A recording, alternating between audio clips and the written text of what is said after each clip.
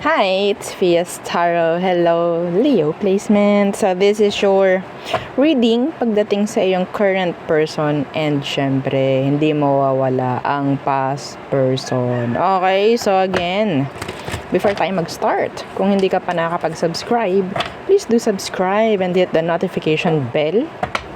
Yeah, para lagi po tayo maging updated sa mga mangyayari pa lang. And again, kung may tanong pagdating po sa private reading, just message me sa akin pong FB page for more info. So, ganun rin po ha pagdating sa ating mga charms. So, meron tayong mga charms ito. So, ito yung ating isa, yung pangtanggal po ng blockages, pantanggal ng MALAS, okay, pantanggal alat, yan, mga ganyan. So, meron din tayo about money and love. Okay? So, 2-in-1 love and money bracelet. So, with citrine stone po. No? So, kung lalaki ka, gusto mo nito, pwede mo siyang ilagay sa red pouch. Wala namang problem doon. Okay?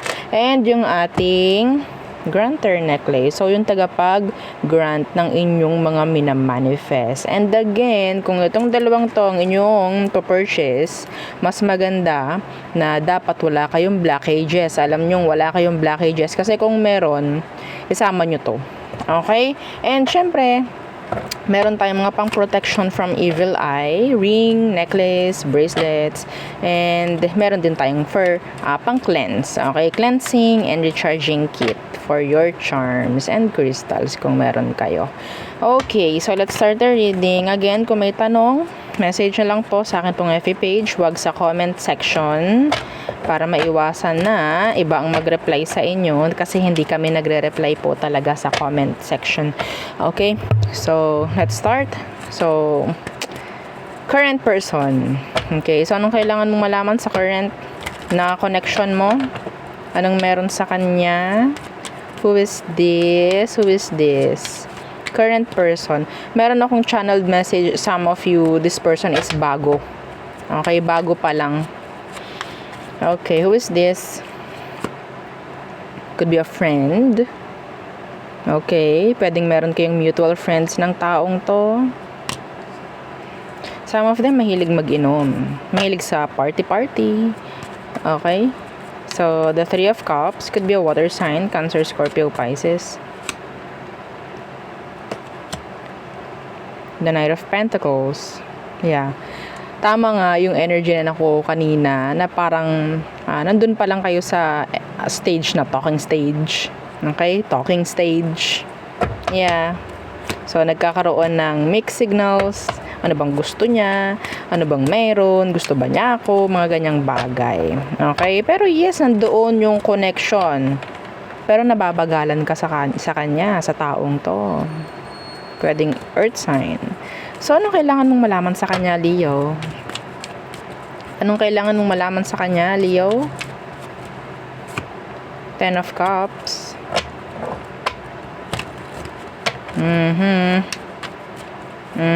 Sana walang involve, please. Okay. The Four of Pentacles. Iba sa kanila, pwedeng breadwinner. Mga ganyang bagay, you know. Meron pang limitations.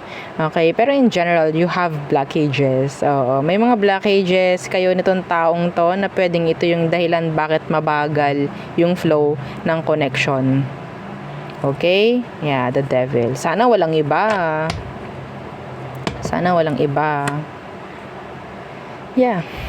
May energy na parang, okay, hanggang dito lang muna tayo. Kaya mabagal yung connection. So, tingnan natin, ano ba talaga ang emosyon nitong taong to sa'yo, Leo? What's their real, true emotion, deep down for you? Page of Cups. They like you. They like you. Could be younger. They could be younger. Page of Cups in reverse. Yeah. So, fluctuating yung emosyon ng taong to. Okay? Minsan po, may sabihin nating playful yung person. Playful. Hindi pa sila into serious connection actually. Okay? May chance na kayo is no label, pero nandyan yung energy ng mutual understanding, mga ganyang bagay-bagay, pero emotionally this person is hindi naman totally talagang invested. Ulitin ko from the start. wag na, limot ko na yung mga sinabi ko. Okay, so they will act distant. Minsan cold. Andun yung fluctuating emotions, hot and cold, energy vibes ng person. 1 minute nandyan, 1 minute wala. Okay? Some of them, they're entertaining other connection, other energies. Sa totoo lang. Okay? So, ano bang tingin sa'yo ng person na to? Anong tingin niya? Ikikip ng taong to yung mga connection na nagbibigay sa kanya ng happiness. Okay? Kung hindi man ikaw lang nagbibigay ng ganyan sa kanya, pwedeng iba't iba. So, ikikip niya yon. Okay? It's like collecting. Okay? Collect and then select. Wala pa tong nase-select actually. Collect lang siya sa ngayon. So, tingnan natin. Ano bang meron? Anong tingin sa'yo ng person na to? The 5 of Cups. Tingin sa'yo ng taong to sabihin nating dismayado. Okay? Nadidismaya ka ba sa kanya? Oo. Okay. Yeah, see, the Lovers universe. Some of you, ang tingin ng taong to, hindi ka para makarelasyon talaga. Okay, they just like playing the field. I'm sorry, this is, talagang diretsuhan, no? Okay? Yeah, death is here. So, ito po, tingin ng taong to sa'yo is hindi siya magiging okay rin. Hindi niya nakikita sa'yo or nararamdaman sa'yo yung kontento siya. So, meaning to say, marami kayong sinasabay-sabay ng person, ng gaya, no? Okay? So, for me, don't settle. Kung gusto niya ng laro, makipaglaro ka lang din. Okay? Just don't settle. Kasi hindi siya ganun na ka-mature enough or hindi sila naghahanap ng sincere na connection talaga. Okay, so let's go to your past person, Leo. Your past person. So, who is this? Your past person. Sino siya? Para malaman mong siya itong babasahin natin. Anong meron sa person? The Page of Wands universe. Pwedeng mas bata sa'yo or pwedeng may age gap, age differences kayo ng taong to. The Page of Wands universe. Andun yung energy na parang lagi lang gumugusto ng attention. The Page of Wands universe and the King of Cups. Okay? Embodied water sign and fire. Itong taong to kulang sa pansin. Okay? Gusto nito laging may magbibigay sa kanya ng kung ano mang simpatya. Kulang sa pansin tong taong to. Yes, minahal mo actually. Okay? Mabait ka sa kanya. Kaya naging ganyan. So, let's see. Some of you hanggang ngayon love mo pa rin yung person. So, anong kailangan mong malaman sa kanya ngayon? Anong kailangan mong malaman sa kanya ngayon, Leo? The Moon. They're sad. They are sad. Some of you, they're trying to mirror you. Ginagaya ka kung anong ginagawa mo. If you're not talking, they're not talking. Kung hindi ka nagpaparamdam, hindi rin magpaparamdam. What's with that moon? Minsan nalabas ka sa panaginip niya. Yeah, the star. Andun yung energy na parang still hoping yung person pagdating sa inyo. Yeah. Madalas gising sa gabi siya. Yeah. Madalas gising sa gabi tong taong to.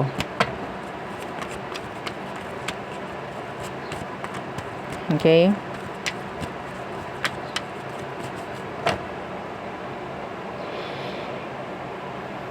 Anyway, ano ang tingin sa'yo? Anong tingin sa'yo ng taong to ngayon? Anong tingin niya sa'yo ngayon, Leo? We have here Pisces, Aqua. Anong tingin sa'yo nitong taong to? Ngayon, the Queen of Wands, you're doing good. Okay? Attractive. Yan ang tingin sa'yo ng person na to.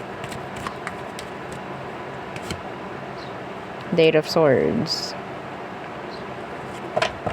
Na talagang hindi mo na siya naiisip. Okay? You're doing good without them. You're doing fine without them. Ayun ang tingin nila sa'yo. Yeah.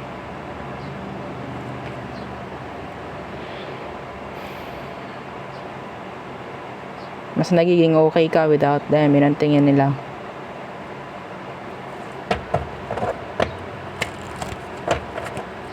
Nandun yung pangangailangan ng person ngayon sa'yo, sa totoo lang. How do you find this person?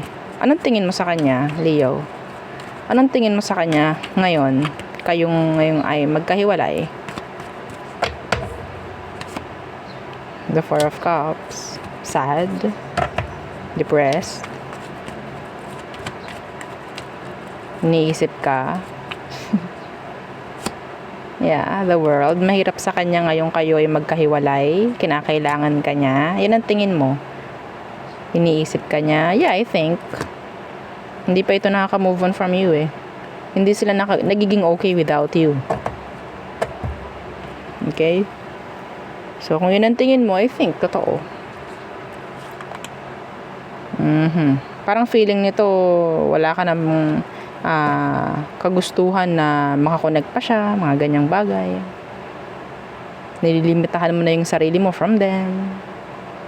Okay? Pero nakuha ko dito, some of you still love this person. Binibigyan mo lang ito ng lecture, I think. Anyway, so there. So tayo tumungo sa all signs, Aries through Pisces. Okay. Aries through Pisces, may nag-flip.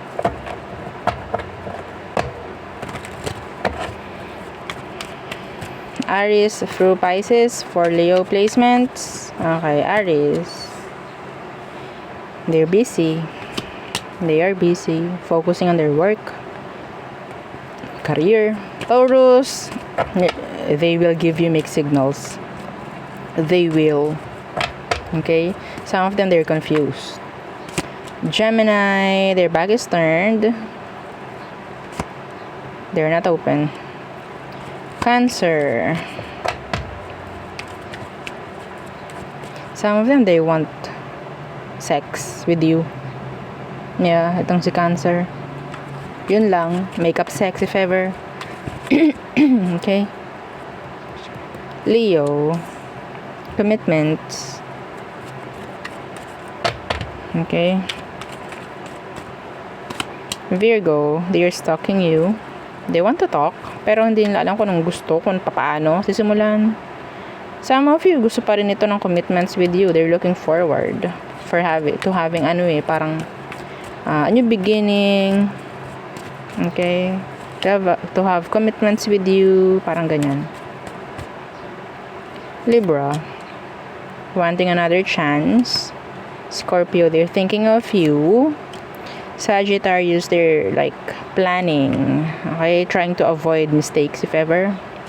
Capricorn, they want to see you.